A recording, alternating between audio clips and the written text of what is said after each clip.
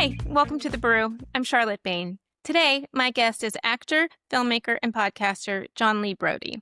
John is also a passionate advocate for mental health, using storytelling to help break down stigma and encourage more open conversations. He's also a lifelong dog lover who experienced the heartbreaking loss of his corgi, Shelby, after only 5 years together. An experience that deepened his understanding of just how profoundly dogs can shape our lives.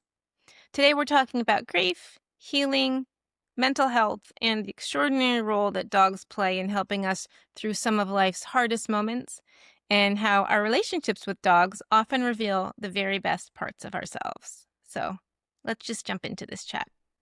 How was your summer? First of all, how's your summer been so far? It has been great. It's been one of the best summers I've had in a while, honestly. Yeah. Which is I'm in a good place now. It's been a minute since I could say, oh, I'm good. Yeah. If I'm being honest. And how about you? Like, how are you doing these days? I I love know that. that. I'm doing pretty well. I think last we spoke, I was talking about how I feel like all this motivation or guidance and, I don't know, just like a different energy. And you were like, I think chance has something to do with that. I don't know if you remember that, but it stuck with me. It was like one of the last things when we had lunch. It was like one of the In Brentwood, yeah. yeah, one of the last things you said. And I was like, you're right. Well, I because we're think you're both right. very much into like the woo-woo, Yeah. which I'm very open about. And I Yeah. feel like I think more people are into it than they want to admit. I just think we're Totally. bold enough to just say, yeah, 100%. Because Yeah. as much as someone wants to disprove it, it's like you can't disprove it. Just like Right. we can't really prove it, but at the same time we kind of can, because how else Right. can you explain certain So much. alignments, Yeah.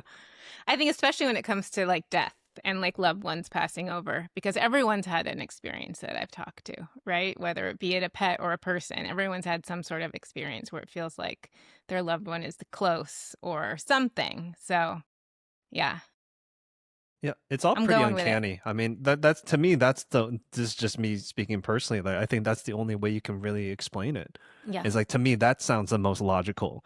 It's like Right. if you try to like, I don't think logic is, I Yeah. think logic has its place in terms of like its linear approach, but I also feel like, to me, it's like, well, I think to be illogical is also to be logical. I don't think you should be ever bound to one certain extreme, And why do we have to understand it? Why It's can't it better we just don't. why can't it just be what it is? Like we don't get it, but something's happening.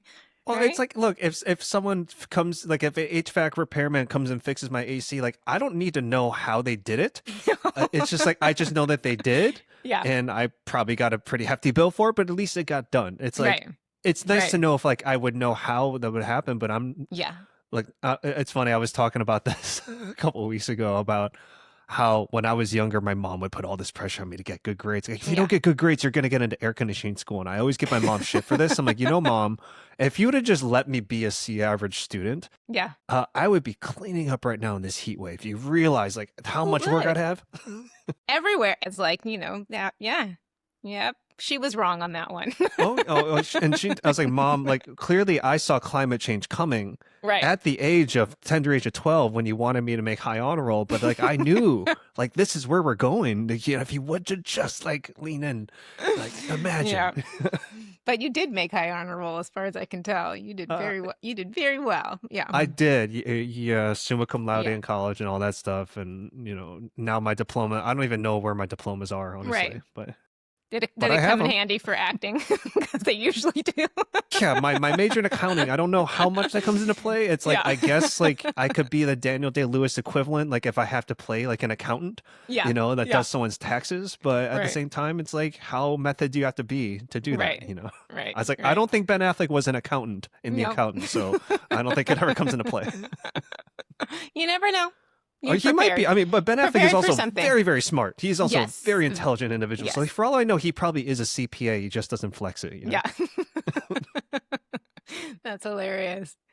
That Chance's job was an attorney at law. We used to joke that he was an attorney and that he had a law firm. And then all of my little kiddos were part of his law firm. Like one of my goofiest like golden retrievers was one that was the mail guy, because he was like such a, the guy who pushes the cart in the office. Sure. I don't even know if they still have that these days because of email. But anyway, yeah.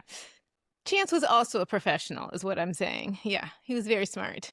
He was very, because I only got to meet him that one time, when we were with Heather Downey and Dr. Heather Oxford. You got Yeah. to give her all her credentials. But Yeah. he did have that sort of elder statesman sort of He vibe. It's really like, okay, did. this probably is the senior partner at like a law firm who you want Totally. negotiating your deal, Totally. And he had that from day one. I think when you met him, he was already like he was like 16 and a half, I Yeah, think. yeah. Yeah, he was already getting up there. Yeah. But he was alert. I remember him being very Yep. alert because we were talking, and every time you said his name, like specifically you, when he heard your voice, he would look up. Yep. He'd be like, Even though what? he was, at the time where like all he wanted to do, like he was basically like Sleep. the koala, like forever on nap time, which that's goals for me, honestly. It's like I would love to be Totally. just a koala taking naps all the time and eating Yeah. eucalyptus. But yeah, I just remember, like, I distinctly remember that with just him always looking up, just like, yeah, I hear you. I'm still here, And I Yeah. always, It's like, the more I look back on that, it's very endearing, it is sweet. We have a little of that on camera, I think. Mhm. Yeah, it's very sweet. Yeah, because he was present in his noggin till the very last moment. Yeah, which is good and bad. Yeah, I Yeah. think. But yeah. Sweet guy. Yeah. I'm sorry I never got to meet Shelby, and that's who we're Yeah. going to talk about today. That's why we're So here. Yeah. that's why we're here. So let's talk about Shelby. Tell me about Shelby. She came into your life when she was just a baby, right? It was a pretty unique experience. Like, and I'm sure others have had something similar, but the origins of me getting Shelby goes back to like I knew the parents of Shelby's mom, Farah, and Farah's brother Bentley was on this BBC show called Dirk Gently Detective Agency with Uh-huh. Elijah Wood. Uh-huh. And anytime I would see a corgi anywhere, I was like, I got to know everything about this corgi. Where this corgi come from? So I remember seeing Dirk Gently. I'm like, wait, this show has a corgi. Like, look, Elijah Wood's great, Yeah. but this has a corgi. The And corgi's the this- star. 100%. And Elijah Wood knew it. I'm pretty sure Elijah Wood had to take a pay cut for that show, and probably very proudly so. But, if someone can fact check me on that, maybe Elijah Wood's going to call in now and be like, yeah, actually, that's completely correct. And because I was already Frodo, so it doesn't matter. But anyways, this is before Twitter became whatever it is now. So you could kind of seek out information back then. So I'm like, I need to know who this corgi is on Dirk Gently Detective Agency. And probably within 5 minutes, the Bentley account, whoever was running that, his name's Mike, must be like, oh, that's Bentley, that's my dog actually, and all that stuff. So like we became friendly through that, and then shortly after they got Farah, which was from another litter, but like I believe they shared like a parent between her and Bentley, and Farah like pretty much looked just like what Shelby would end up looking like. And then it came to the point, and I was like, I think I'm ready for my own dog. And what I asked Mike was, I was like, where did you get Farah? Like, how did you even go about this? Like, I'm so like new to this. And he's like, it's so crazy that you ask because Farah's actually pregnant right now. So I was like, really? I was like, okay, like that happened quickly. And, and he's like, well, would you want like pick of the litter when it comes time? I said, absolutely. So I was involved with that from the very jump. Like I even I saw Farah while she was pregnant with all the puppies, including Shelby. And I have a photo of her. I'll share it with you once we get off here. Like it was like, because I was up in Vancouver because that's where they were all from. And I was there for like the Arrow Christmas party. This is when all the CW shows were on the air. And I took a moment to just visit with Bentley, Farah, and Mike and everybody. And I had this photo of me holding Farah like by this Christmas tree. It was Christmas time, and she's clearly like pregnant. So technically, that was the first time I held Shelby, was when I held her mom Farah. And they set it up where I was getting these updates of how she's doing, how far along she is, and they set up this like webcam where I actually got to see the birth. So I witnessed the birth of Shelby from Farah, which again, I don't know how common that is. I maybe if you live on a farm or something like that, I really don't know how it works, but I know that for most dog parents, that's not the norm. Especially if you rescue, but sometimes with breeders, Yeah, absolutely. And I really was, and to anyone listening, like, I would have looked at like the rescue route before anything, and but I just so happened to like, had the situation, which again, once in a lifetime, probably won't ever happen again. And that's great because like I got to experience it that one time. But I remember she was the second born, and I could barely see it. It's very pixelated like webcam, but they're talking to me throughout. Like, oh, here comes the second one. Oh, it's a girl. And I could just instinctually like, oh, that's mine. Like, we have like 4 more coming. I'm like, I don't need to even see them. Like, I already know, like just something instinctually, like I knew like that second one was her. And I said, that's Shelby. Like I knew that's what her name was going to be. And the name comes from, some people think I'm a big car enthusiast, which I'm not. It's like, I'm not Is Shelby a that. car? There's a Shelby Mustang from like I Ford see. Mustang, which, Okay. that's not what she's named after. So I'm a big comic book nerd, and in the comic books, there's in the show Smallville, and there's one set of comic books for Superman where when Clark Kent was living in Smallville, he had a dog named Shelby. So it's like I always thought the name Shelby was really nice, and It is nice. I always said like if I ever had like a dog or anything, like I would name her Shelby. Yeah.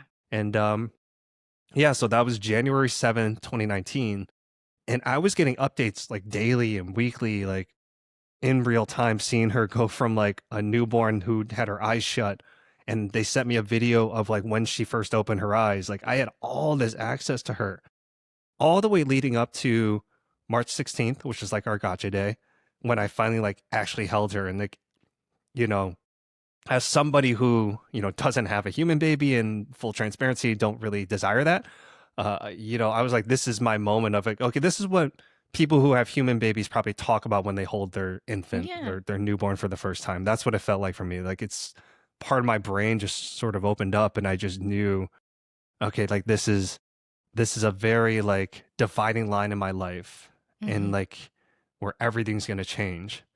And this is like where like my day-to-day is going to change, because now it's like it's not just me in the equation, it's going to be me and this little one. Yeah. And that's really where it started, and but if I'm going to be really honest, like I was not in like the best like mental headspace at the time. Yeah, I was going to ask what was happening in your life when she came into your life, because it was chaos. Yeah. Career was not great, finances weren't ideal, and I didn't really like the apartment I was living in, but I was like, I'm going to figure it out. I got no other choice. If I'm going to, this little, miracle is my world, I'm going to figure it out. Yeah. But I was just a big ball of anxiety, just, until I held her. I'm like, okay, this moment here is perfect. I'll figure everything out, once we head back down to Los Angeles, because I went up to Grants Pass, Oregon to actually pick her up. They met you like halfway or something, or is that where she Yeah. That's nice. Yeah, which was good. And, it's the first time I was ever really in Grants Pass, Oregon. Yeah. Which is a lovely, lovely town. And, I think I've read this about people who like have human babies. It's like the ride home from the hospital is like the most anxious, because you're leaving that sort of safe space. Right. And similar sort of DNA to that in terms of, when I left Grants Pass, Oregon, that's when all the reality set in of, okay, like now we got to figure out how am I going to do this thing. And, but like it's one of those things where I was like, I got no choice. I'm going to have to figure it out and make it work, Mm-hmm. And you did that immediately. It took me like a good week. A week of like staring at Chance going, I don't know. Like, what am I supposed to do here? And then it clicked in. But yeah. Something you said you knew that Shelby was yours. What do you think about that moment made you, was it just like spiritual, or just what was happening in your body when that happened? It was just like pure instinct, but again, we're talking about the woo-woo.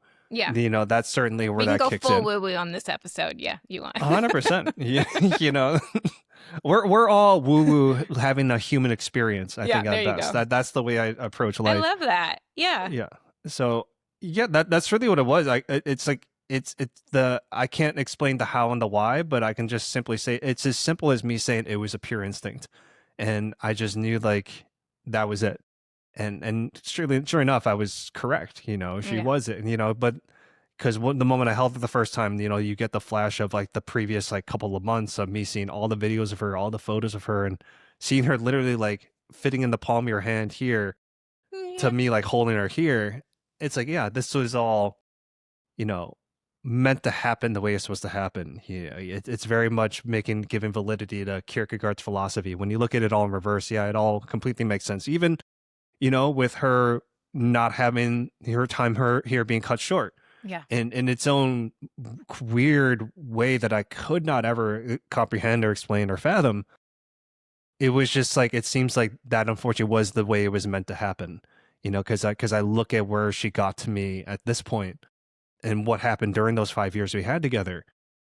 Would I still love to have her here now? She should still be here now and thriving. Yeah, 100%. But at the same time, when I look at what sort of transpired after she crossed the Rainbow Bridge and everything like that, and just the years we had together, it certainly got to me where I'm supposed to be, which is, right here, right now. Yeah. Yeah. That's what they say. That's what they do. No other place to be. You've been very open about struggling with like depression and anxiety, and you speak about that often. How did Shelby help you with that? What do you think her role in supporting you in that way? This is the magic of companionship and dogs in general. And it's just like dogs really are magical. They see it, they sense it, they absorb it, and they're just like, hey, I'm here. And without, it's really just uncanny. And you can't really explain it because this is something like you don't get to communicate with dogs the ways you and I are going to communicate. Yeah. Like it would be great. That would be great. If we could do that. But we do have a language. We do have a proprietary language we have with our soul pets, which is certainly what I had with Shelby. And anytime I would feel extreme anxiety, which crazy enough I don't have anymore, and I'm going to get into that in a second. Yeah. In terms of Shelby's role into that. But when I would have these moments of feeling like the world is on fire, the world is this, especially because like we spent the pandemic together. So I got her in 2019 and went through 2020 and all that stuff together. Like she was like my lockdown buddy, which was huge for that. It's like if I had to go through that by myself, that's a whole other story. But like the fact that I had this beautiful, being next to me that I could wake up next to and go for walks and have some sort of sanity was such a gift. So I think about that as like the same world that can be so chaotic and maybe seem so cruel and make no fucking sense. That same world can create something so beautiful. And in this case, it was in the form of this 21-pound corgi named Shelby that I got to have as like my best companion for 5 years. So to me, like, was that like directly helping with like my feelings of, because my therapist says like I have situational depression, certain things in my life can trigger certain depressive episodes. Certainly had a lot of anxiety and all that stuff. Was her presence contributing to alleviating that? Absolutely. But at the same time, it was giving me perspective. And I feel like that's the thing that dogs have. Dogs understand being so present in the moment. It's like we get so caught up in like, we don't want to be in the mundane. We don't want to have the same routine, but dogs thrive on that. They love like, no, I love getting the same meal. I love getting up the same time to go outside and pee and all that stuff. I love getting my breakfast and I love getting my nap and I love having my afternoon walk and I love having my second meal of the day. And that's it. And that's, it's like that's like the best thing for them. And I feel like me observing that, and especially those years, the years when she got sick and the kidneys were failing her, she was still showing up and being like her best self, where us as humans, it's hard for us to do that. I think it's hard for any of us to do that, even on maybe on a good day.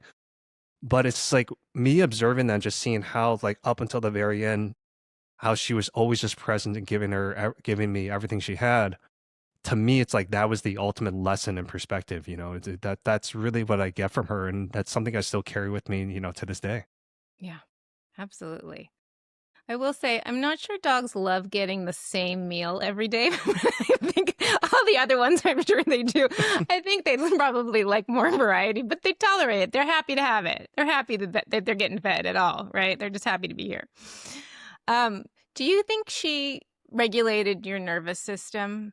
I found that when Chance passed, that's one thing initially that I struggled with, was that I just felt like his presence, regulated my nervous system. Yeah, so what I was touching on earlier about my anxiety in general and how I don't feel that same anxiety anymore. Yeah. This comes back to Smallville, So there's this episode of Smallville, and I swear I have a point with this. There's this episode of Smallville where there's just like this Freaky Friday version where Lionel Luthor, the dad of Lex Luthor, this evil guy, and Clark Kent like swap bodies. And so for the whole episode, like they're one another sort of thing. But by the end, they switch bodies back. And then it turns out like Lionel Luthor, okay, spoiler alert for anybody who hasn't seen Smallville, but at the same time, I think I'm safe from the statute of limitations of spoiler alerts because it's been over 10 years. But anyways, if you haven't seen it, I'm about to spoil a season like 5, 6, 7 plot point. Lionel Luthor gets back because he had this like terminal illness. But then when he switches bodies back after being in Clark Kent's body, it turns out like the cancer he had is like gone. It's like because the pureness of Clark Kent and Superman like basically healed him is what happened. So I think of that because of like those years I had with Shelby, and then even, the anticipatory grief I was feeling like when I knew she had kidney disease, and I was doing everything I could within a year and a half of what I call her bonus life, that year and a half bonus life where I was taking her to specialists every week and going to the holistic vet every week and doing checkups every single day and having to do subcutaneous fluids and all this stuff, basically being her caretaker and having that anticipatory grief, really be present, which I know you know quite a bit about when it comes to that. The moment she passed, and I held her when she passed, I felt all that go away. It's almost like the magicalness of Shelby, like really healed me in that respect. It's like she took that on, and it's like as her last like departing gift was like, okay, like I know I can't stick around as long as you need me to, but I'm going to help you out here. And I haven't felt that same like crippling anxiety that I used to feel prior to Shelby. Like I used to have to just take CBD or THC gummies just to kind of level myself down. I haven't had to do that since. Like in any respect, I haven't had to, like, that doesn't mean I definitely don't ever feel anxious. We're human beings, but it's not nearly on the level it was prior to that. And the common denominator is Shelby, and that, again, going back to the woo-woo, the only logical explanation I have is like in that moment where I held her for the last time, she's just like, hey, I'm always going to be with you, but I'm also going to like help you with this so that you can live the life you're supposed to live. So that's just, again, like that's the way I interpret it. And that's the thing that makes the most sense, when I word it that way. I really do feel like she healed me in so many ways. That gives me chills. Yeah. Yeah, 100%. 100% agree. I feel there was definitely a shift with my anxiety when Chance passed. And I think the other thing, like I grew up in an environment where, it's a pretty tumultuous household that I grew up in, a lot of tension all the time. Like I didn't realize what I was growing up in wasn't normal until I got, went to other people's houses first of all, but then as I got older and I went to therapy and I unwrapped it with my trauma therapist, I was like, I was living in a state of high anxiety all the time because at any moment's notice, my dad would just go off on stuff. Like that's just, he was so volatile all the time. Unpredictable. And he has since passed on, but at the same time, I have forgiven him. So like, just so people know, like, yeah, that I don't excuse the behavior that he exhibited, but at the same time, like I can take it upon myself to not hang on to that residual anger. So I have forgiven him for it. But I have to honestly acknowledge that he's the reason, like, I was having anxiety all the time growing up. Like, because I knew at a moment, if I just spilled like a glass of water or whatever, that was going to be the ultimate punishment. Like, there was no margin for error anywhere in my house. And then I look back, like, wow, like, that was my normal. Like, and now I feel like I know what normal's supposed to be. But like, for the first 18 years of my life living at home, it's like, I was always just like way up here because it's like you're walking on eggshells the entire time. Yeah. So I just feel like one, like I had to acknowledge that. But then, yeah, it's just like experiencing everything I had with Shelby and just like knowing that, you're worthy of this. I think the other thing is, I did, despite all of that, I still wanted my dad's approval. I wanted my parents' approval, and which drives me to like become, high honor roll and summa cum laude and trying to achieve all these things that I wasn't even doing for myself. It was really for them, which is why those things can be so unfulfilling when you get to that mountaintop, because the mountaintop wasn't even for you. It was in the hopes that you would be acknowledged in getting to that mountaintop. But when you have something as which I'm sure you can speak to with Chance as well, it's just like, it's this unconditional love. It's like, all really at the end of the day dogs need is your love, and but they're still going to give you their love no matter what. You know what I mean? That's why that's really the true magic of them. It's not a transactional love. It's not a conditional love, where I feel like, especially in our business of entertainment, and me like having this realization of, as of late, I'm like, oh, I think a lot of the friends I had in my industry were really just transactional. Does that make them bad people? That's not for me to say, but I have to acknowledge that, okay, this friend that I had was really only in it when I was maybe doing stuff for them, or maybe when they felt they could benefit from it.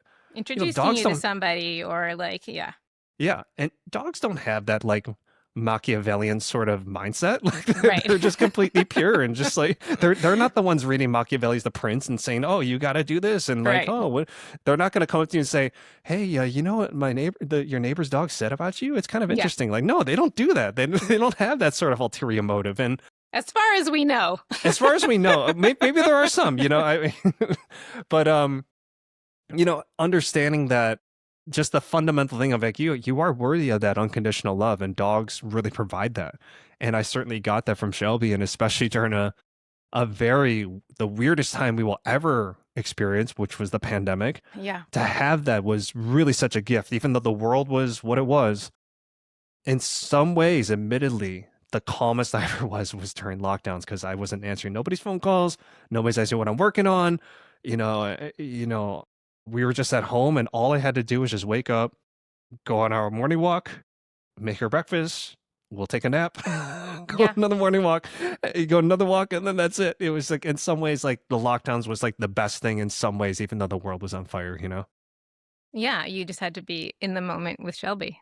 Yeah, pretty which much, is a because great there was moment. nowhere else to be. Like literally, you couldn't be anywhere else. So Yeah. And that's, you know, that was before like the illness, like the signs that the illnesses were kicking in. So when I look back, it's like, oh, the fact that we even had that window of time.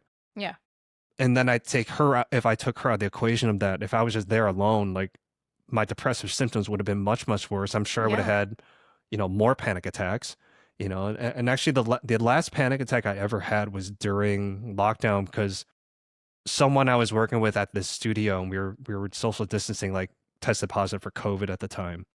So then I had to get tested, and then but like this was like on a Friday, so I had to wait till Monday to get a test. Boy. And I remember the night before, I'm like, well, what if I do have it? And what if this thing is as deadly as they're saying? Like, who's going to take care of Shelby? What if this thing takes me out? But the crazy thing is, like, I felt the panic attack coming along at that time. Like, and I was just like, oh, okay, this is what's happening. Let me let this ride. But this is the first, and then she was just next to me, like, it's going to be okay. It's going to be okay. Never had a panic attack since, you know, and that was also the first time I could feel it in real time. Oh, this is happening. It's going to be fine. And you can identify it and get ahead of it. That's like, be like, this is what it is. I don't know what panic attacks look like for you, but like, you know, I'm not having a heart attack. I've been through this rodeo before. This is it. And then that helps take off some of the heaviness of it. Yeah. And having her support there. Yeah. So do you and think... the sheets were drenched. That was the other side of it too. So I did have to all my panic attack back sweat. But even then, she was like, "I'm still here for you." What do you think dogs provide, like emotionally, that humans can't? I mean, is it the unconditional love? Is it because you can be in all of these feelings without judgment? Do you think that's what it is?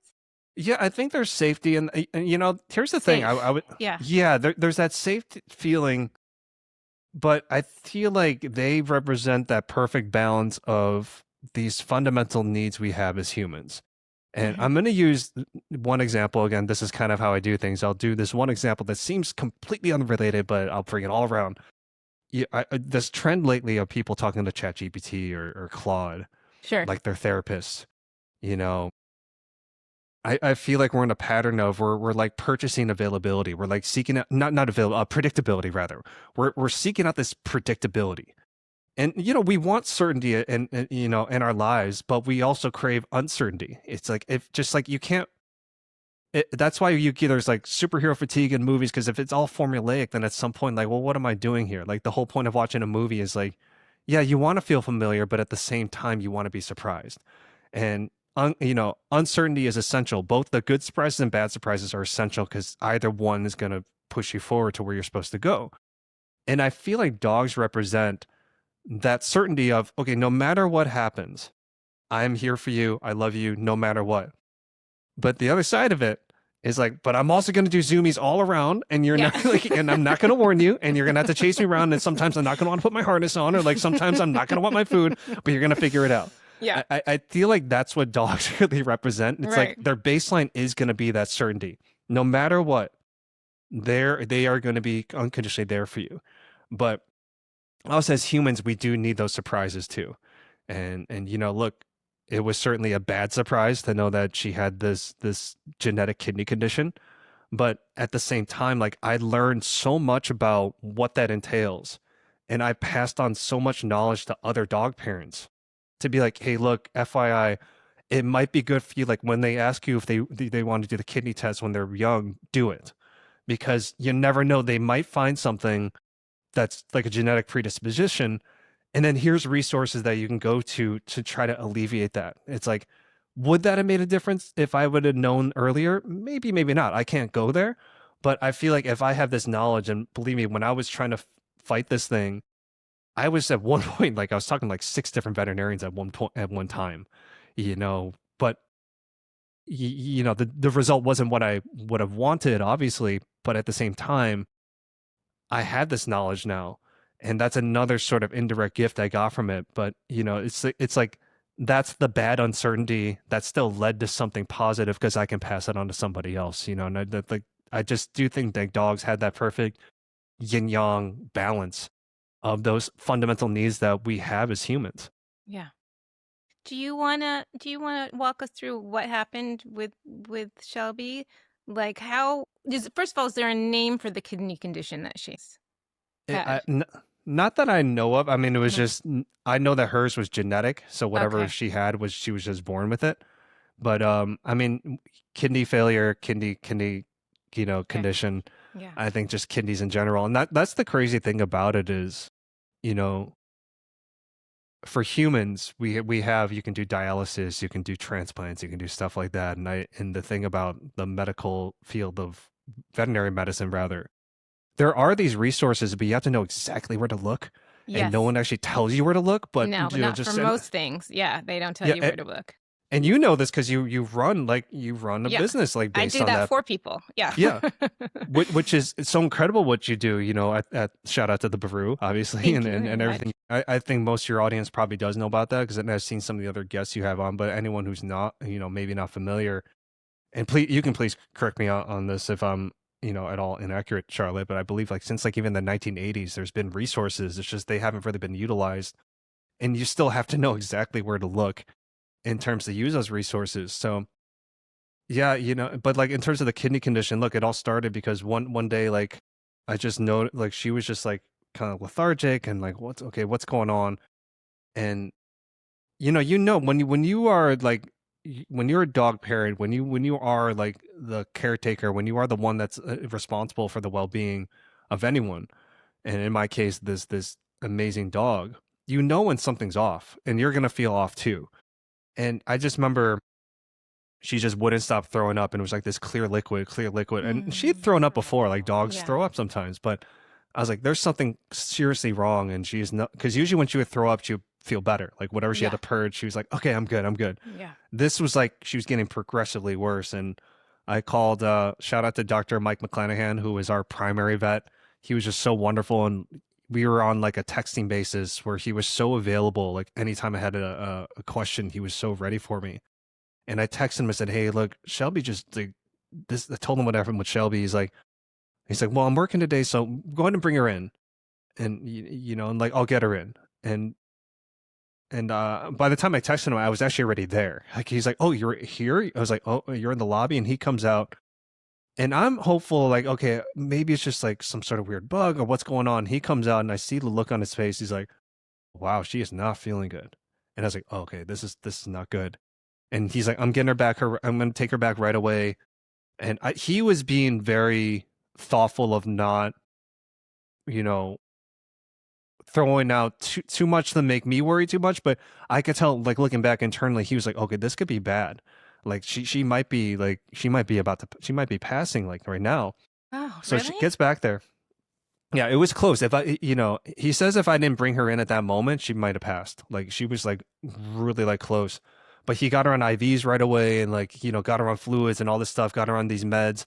And then remember he like calls me later on that day. He's like, yeah, something with her kidneys is off. We're giving her fluids right now and she's progressively like looks like she's perking up. And I was getting calls all day. It was between Dr. Mike McClanahan and Dr. Seema over at Studio City Animal Hospital. Just wonderful hospital. It's a family-owned hospital too, so support local businesses and all that good stuff. So he was giving me all that, but then by the time I got back there to pick her up, so because they didn't have overnight stays at Studio Yeah. City Animal Hospital. They Mm-hmm. said, hey, you can pick her up, bring her back again first thing in the morning. But when I came back, she actually like all the vet techs were like, hey, you should know she perked up so much today. And even Dr. Mike was like, this is probably the best scenario we can hope for. But bring her back tomorrow so we can do the whole thing again. And that's what we did. And then after the second day, they walked me through, okay, this is what you need to do for the next, couple of weeks is I had to do the subcutaneous fluids and like give her Mm-hmm. subcutaneous fluids to You keep had to all do that that going. on your own. I had to Yeah. do that on my own, which is, Yeah. believe me, that is not a pleasant experience to anybody Yeah. who, if somehow that is a bucket list item, I recommend that should not be a bucket list item. It's a I've good never. skill to have, but Yeah. it's probably not one you should seek out. It is not pleasant, and Yeah. having to like just put this needle into your dog's back and Yeah. run these fluids in. And she was just so good through the whole thing. She just laid there, and she knew that's what she had to do. And so they walked me through that, and they said, okay, let's come back in like a week. Let's see how she's doing. But this is when Dr. Mike told me, like, okay, now that we're here and it seems like we're okay, like you should know, like if you did not bring her into that moment, like she was dying, like you would have lost her. So like it's great that I'm so glad you had the instinct to like bring her in and try to get that going. So that was in like 2023, like February 2023 when all that happened. I bring her back the next week. They ran her kidney numbers and like everything looked normal. And he's like, oh my God, like maybe it was just a kidney infection. I'm like, oh, okay, that's great. But then unfortunately, maybe a couple weeks after that, things started to happen again and we got retested. And it's like, okay, like, yeah, I think just the meds she was on made the creatinine numbers and the BUN numbers, which is like the two main reading levels on kidney numbers. Yeah. Okay, this isn't looking good. I think we need to think about what's the protocol to treat this because it looks like the kidneys are starting to shut down. Mm. And that's when I got to meet Dr. Magda at Holistica, who are incredible. They're over in like the foothills, like near the Pasadena area. Highly recommend if you need a holistic vet, please hit up Holistica. That's Holistica with a K, and Dr. Magda. And Dr. Magda put her on the ozonated fluids for her kidneys every week. So every Thursday we were doing ozonated fluids for her kidneys. And then I got recommended to Dr. Dufayet at UC Davis down in San Diego because he's like one of the top like renal specialists in veterinary medicine. And That's a great veterinary school down there, UC Davis. yeah. And Dr. Like Dufayet was wonderful. And for those saying this sounds expensive, yes, it very much was. And I was going to say. Yeah, Did you have insurance or no? I did, and I got it, and that's the other thing I would say, like getting her insurance when she was like a baby before these conditions came up was huge because I had a 90% copay. So I was getting good reimbursements back and I was just putting it all back into what she was doing. But I didn't have like great means back then, it's like I was really going without just so she could live, so I was like, I was making sure my rent was paid. And I was basically like, eating saltine crackers and, whatever I could do to get by. And she was getting the great food from like Just Food for Dogs and stuff like that, just so she could have her renal diet. But I basically followed that to the letter from like February 2023 all the way to like April 2024. So that's why I call it the bonus life, because in February 2023, that could have been, the end of Shelby as we knew it. But I got like this bonus life with her. And on top of that, like Holistica was offering like this stem cell treatment. So I was like, let's do it. She's like, well, it costs this much. I'm like, I'll figure it out, which I did. And so they put stem cells like right into her kidneys. And I think for about 3 months, she looked like she was back. I'm like, oh my God, it worked. Interesting. And it does. Like, and I that's something I don't know anything about. Interesting. Yeah, and there's a lot of regulations on that, and like I can't speak fully to it, but I do know like in the US there are a lot of regulations of how many stem cells you can use. I don't know how that applies to dogs. I know for humans, like they put a cap on how many stem cells we can actually put into our bodies. I don't know, again, I don't know how that applies to dogs or anything like that.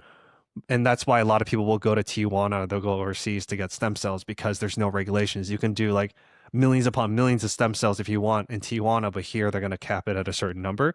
So I don't know the exact number what she got. I do know that it worked for a little bit. And again, she would travel with me. I took her back home to my mom's house back in Chicago, and my mom's like, "Oh, she looks so strong. She looks so good." Yeah. And which turned out to be the last Thanksgiving and Christmas she got to spend at my mom's house. But she was so like 100% present and like almost like her puppy self, like jumping over the tall side of the couch to get to me, Oh my which God. she hadn't done since she was like one. The corgis are low to the ground. They don't... She had some hops, you know. She had some she had some springs in her feet for sure. And I think about that, you know, on the one hand, it sucks that was her last holiday with my mom, but it's like, oh, but my mom got to see her in this state. So that's my mom's final image of her, which is great to have. I think it would have been very tough for my mom to see her like the way I saw her when she actually passed, because it's like, you know, they become like a shell of themselves. You know, it's like it's almost like their spirits already kind of left the body, but they're like just enough of them is sticking around so you can do your proper goodbye. And that's really what it was by the time it was her time to go. But yeah, I mean, we're talking February 2023 is when I actually found out that's what was going on. That's when she was first hospitalized. And that I carried all that to April 24th, 2024, which was her last day, which, you know, she spent that last day in the ER, you know, and, you know, in an oxygen chamber, basically they were trying to just make sure to keep her alive. But then it just came to the point where I got that call that you don't want to get and said, hey, you should get here. 'Cause they were prepared to keep her there for like overnight for like 3-4 days. Yeah. And I knew what that was going to cost me. I'm like, well, I'll figure it out. Yeah. And she pulled through last time, so who's to say she can't pull through this time? But even then, I knew that, okay, this was different. This is probably not going to be the result I want. You know, so yeah, I mean, look, that does something to you when you become a caretaker, and when you gotta like piecemeal together resources and figure out your day to day. You know, it's just and then so it's wild, you know. When you're in it, I think you're just like, at least for me and a lot of people I talk to, you're just like, exactly what you said. We'll just figure it out. We want to do everything that we can to like support this little critter that we love. Right. Yeah. So do whatever it takes, which is what I did, you know. Yeah. And now you honor her with many tattoos. I have 4 so far. You have 4 so far. Let's talk about them. What if you want to share? I know you have 4 tattoos. You have a lot of tattoos, but you have 4 for Shelby, right? Those are the only tattoos I have so far. Just for Shelby? I didn't know that. Yeah. Okay. So the first one I got, so I have her portrait here on my arm, which is based off of this portrait I keep on my desk. Cute. Put it there. Oh, there we go. Yeah. Yeah. Try to not get I'll put up some photos. If you send me a photo, I can put it on the screen so people can see. Yeah. So this was the first one I got. Was like, this took about 9 hours in the chair. This amazing tattooist named Yano. I fall asleep when I get tattoos, so I'm that person. So apparently I'm made to get tattoos. Yeah. And then the second one I got was I got her paw print on my chest. Yeah. So it's over my heart right there. Yeah. So, and that was done by my friend Pasha Inc. He's incredible. And then I got her nose print with an infinity symbol here. This tattooist named Ria Kim, who is also incredible. So, because nose prints, as you know, and maybe those listening maybe don't know, that's like our fingerprint. Like there's no other nose print that was like hers. So now I have it like on my shoulder. And then the latest one I got was this one right here. It's like, it looks like a coat of arms, but I call it like a rainbow bridge coat of arms. Yeah. So instead of swords, I have her angel wings and infinity symbol. And then I have 3 Roman numerals here, and I'll send a photo where people can see more clearly. But the first Roman numeral set is her birthday, and then it's the day I got her and the day she crossed the rainbow bridge. So like those are the 4 I have. And then I'm going to get a 5th one just on my forearm. I'm going to have it say Shelby Girl. Yeah. And the idea is I'm going to have 5 tattoos for her 5 Earth years. So that's why it's going to be 5. Yeah. I love that. I keep thinking I don't have any tattoos, and I keep thinking I'm going to get one related to chance, but I haven't mustered up the strength yet. I think it'll come to you. Like this one came to me pretty easily because, you know, I never was a tattoo person before this. Like I never thought I'd ever have a tattoo. Yeah. But I was just scrolling through Instagram and I came across Yuno's page and I saw like the portrait she does with her tattoos. I'm like, oh, this is beautiful. I'm like, well, this would be kind of cool. Like, so I've reached out to her and she was very receptive and gave me ideas. And I said, like, I love this photo of her. Like, you know, this is the photo of her I showed, like her in the car. Like, she loved our car rides. I'm like, I just feel like I want to capture that. She was always just like, we loved our car rides. And there's something, you know, something about her pure state of happiness. Yeah. That was captured in that photo. And then that became the design that we got. And, you know, then from there, it's like, oh, well, why don't I get 5 of them? Because like she was here for 5 Earth years. So I think that makes it like a nice little roadmap. Yeah. I love that. That's beautiful. What do you think is the most enduring thing that Shelby taught you during her time with you or after? Wow. I think it's being present would probably be the biggest thing. She taught me a multitude of things. Look, I'm at this point of my life and this point in my mental clarity because of like my 5 years with her. And I get asked all the time too, like, do you think you'll get another dog? My honest feeling is I won't. I really, you never say never because we don't really Right. know. Like we can't predict what's going to happen in the next 5 minutes, let alone what's going to happen down the line. But for me, the way I look at it is I was meant to have her those 5 years. Hmm. Even though I would wanted to have her for, in perpetuity, Yeah. I wish that was the contract that we signed. But I was meant to have her within those specific 5 years. I mean, 2019 to 2024, those specific 5 years where I was really trying to figure out my stuff and figure out what do I want to do, like who, like really taking ownership of my identity. And this throughout all that, I just see her being so present and just being so there. And that's something I really take out of it. But when I look at where I am now and understanding all the things she taught me, like, yeah, you are worthy of nice things. You are worthy of love. You are worthy of the things that people say, like you whatever you feel like you've been denied of, like you are worthy of Joy. that because Yeah. she's the representation of that. It's like, I had this like the perfect corgi. Was it objectively perfect? That's not for me to say, but for me, like it was perfect. Like the Yeah. entire situation, even like the way, even with that last like year and some change, when I was her caretaker, in its own way, it was perfect. It was all part of this story that I was doing because it taught me so much. It taught me compassion. It taught me another level of empathy, which I always consider myself an empath, but it taught me just another level of that I didn't know was possible and wouldn't know would be possible had it not been for that experience. Would it be better if I didn't have that experience? Yeah, of course. But at the same time, this goes back to what we were talking about earlier, the basic human needs of certainty and uncertainty. We need the yin yang. We need the extreme hot and the extreme cold to find whatever our lukewarm is. That's just the essential human needs that we have.